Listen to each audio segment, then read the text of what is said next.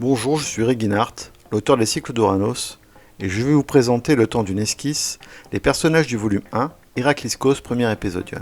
Aujourd'hui, nouveau croquis d'un des principaux protagonistes, Amphitryon, le père du futur Héraclès. Les Cycles d'Ouranos présentent donc une variation, une interprétation des mythes grecs, en opposant souvent les héros entre eux qui sont appelés épigones. Amphitryon fait partie de cette caste, et dans ce premier volume, il dévoile quelques-unes de ses techniques de combat, avec notamment la capacité héritée de Képhalos, l'Élaps. Au début de ce projet, je souhaitais faire un seul volume avec la période baptisée Héracliskos. Mais finalement, au vu du nombre de pages nécessaires à narrer l'histoire, j'ai fait le choix de le diviser en deux parties, d'où le terme épisodion. C'est donc dans le prochain volume, le second épisodion, qu'Amphitryon révélera ses réelles capacités, mais aussi sur son passé, sur les drames qu'il évoque parfois.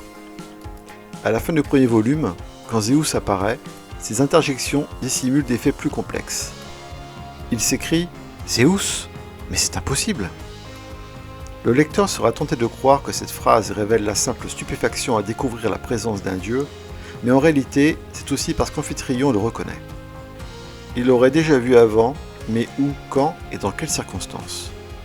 J'ai été un peu frustré en achevant les 48 pages de ce premier volume, à laisser en suspens tous ces éléments de l'intrigue, et j'ai hâte de m'atteler au début du second volume qui montrera le combat entre Amphitryon et les deux Olympiens qui ont interrompu la cérémonie.